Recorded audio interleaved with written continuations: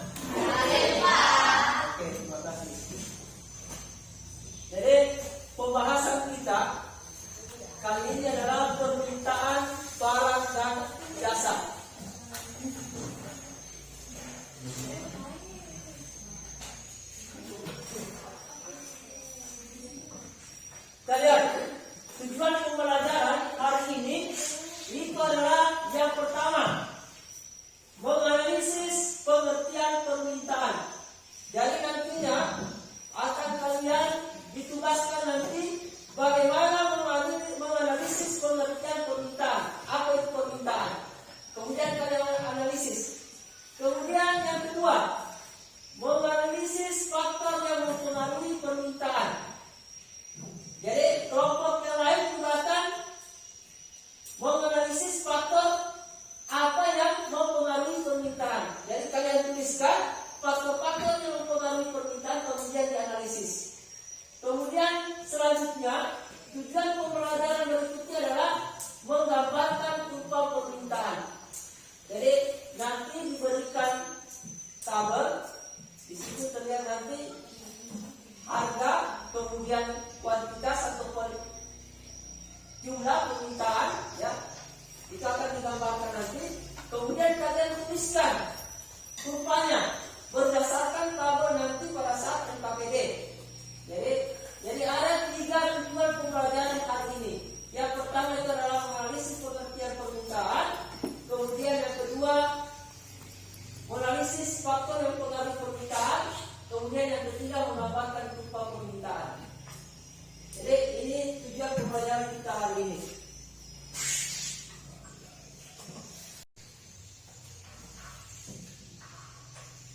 Video ini ya, ambil nanti video di bawah ini.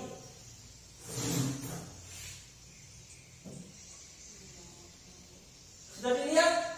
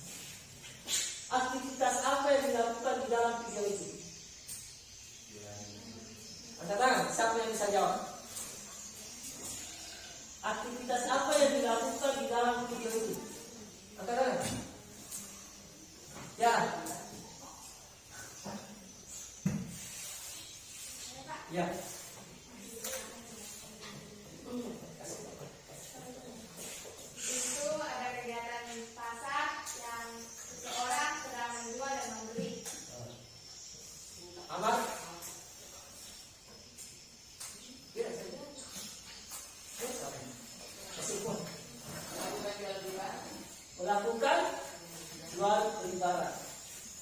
Jadi aktivitas apa yang dilakukan di dalam gereja itu? Kita lihat apakah ada orang yang berbelanja atau tidak? Itu namanya kegiatan apa? Membeli barang. Jadi di situ dilakukan pembelian barang. Kemudian yang kedua, menjelaskan pengertian pasar. Apa itu pasar?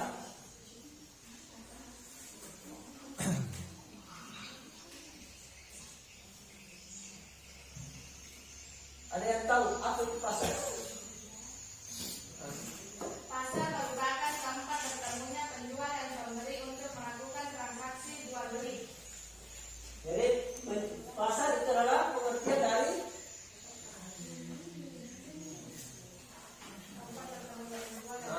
tempat bertemunya antara penjual atau melakukan permintaan dengan penawaran. Jadi di sini pengertian pasar itu adalah di mana ada terjadinya permintaan dan penawaran yang dilakukan oleh konsumen dan produsen. Jadi pasar itu dalam artian ada permintaan dan ada penawaran. Siapa semua?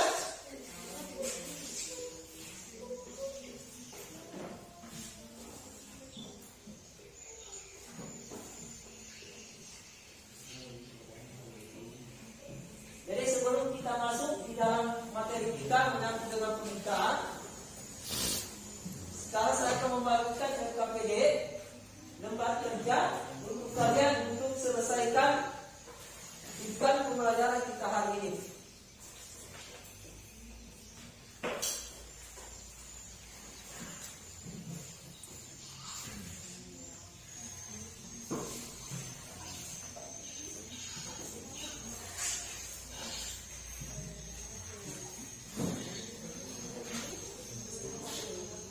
Waktunya 20 menit ya.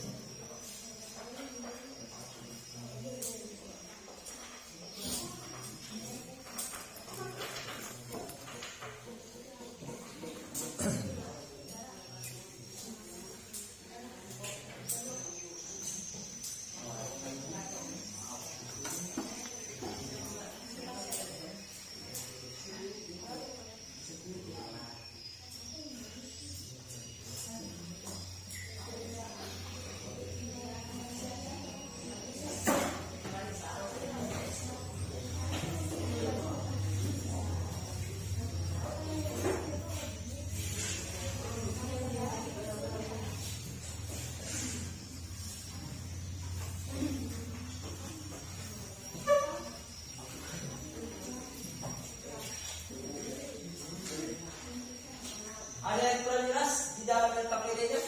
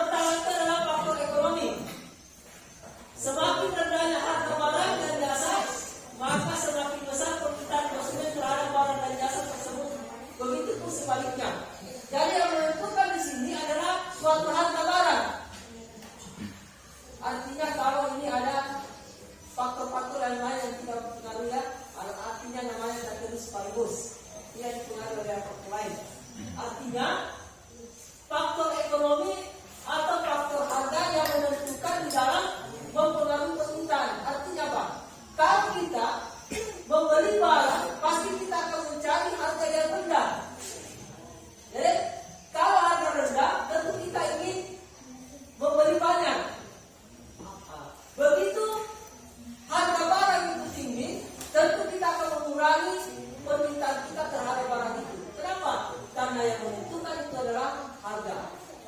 Jadi di dalam faktor ekonomi, semakin rendah harga barang dan jasa, maka semakin besar permintaan konsumen terhadap barang dan jasa tersebut.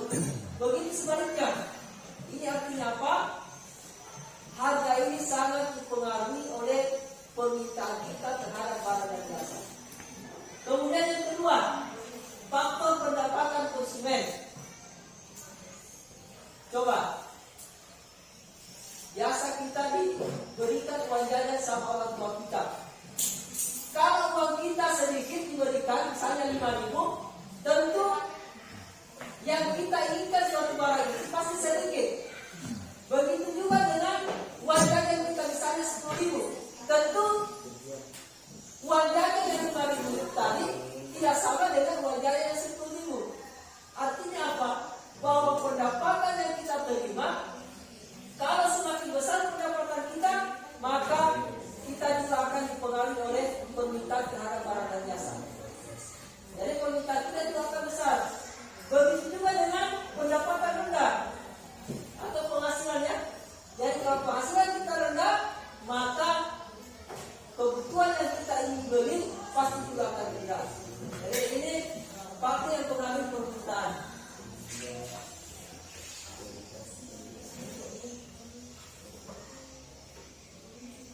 Kemudian faktor sosial. Jika suatu produk menjadi tren di masyarakat, maka permintaan terhadap produk tersebut akan meningkat.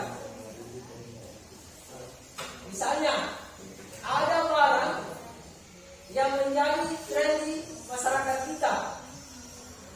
Orang-orang berlomba untuk membeli barang itu. Pasti kita akan membeli barang itu. Kenapa? Karena sudah menjadi tren. Misalnya, ada topi yang terbuat dari harimau. Ya, ini kan sudah langka. Karena tren di masyarakat kita pasti kita beli. Karena untuk meningkatkan status sosial kita. Siapa yang membeli barang ini, jelas status kita juga akan meningkat. Inilah yang mempengaruhi permintaan kita terhadap barang itu. Kemudian ada namanya faktor politik. Kebijakan pemerintah seperti pajak dan subsidi dapat mempengaruhi harga barang atau jasa, sehingga mempengaruhi permintaan konsumen. Di sini kita lihat bahwa faktor politik itu sangat menentukan kita membeli barang atau jasa. Misalnya di pajak, kalau pajak terlalu tinggi, tentu akan mengurangi pendapatan kita. Kalau pendapatan kita berkurang, tentu membeli barang tentu kita akan kurangi. Begitu juga dengan subsidi. Kalau ada subsidi dari pemerintah kita diberikan, pasti kita akan menambah barang yang sebelumnya tidak ada menjadi ada. Jadi ini menjadi faktor positif di dalam pengaruh permintaan kita.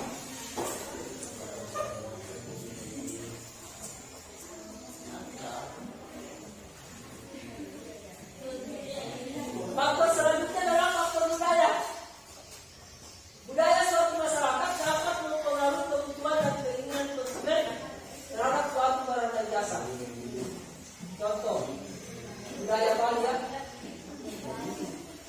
Budaya Bali itu ada namanya upacara ngaben, ya. Ada namanya seserahan buah-buahan.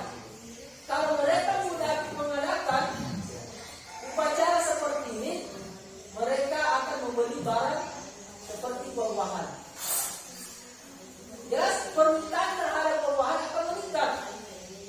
Kenapa? Karena budaya yang mereka alami di dalam kehidupan mereka. Budaya mengharuskan mereka untuk membeli barang itu.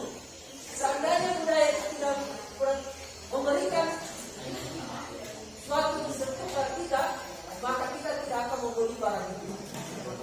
Jadi faktor budaya ini sangat menentukan sehingga kita bisa membeli barang dan jasa. Kemudian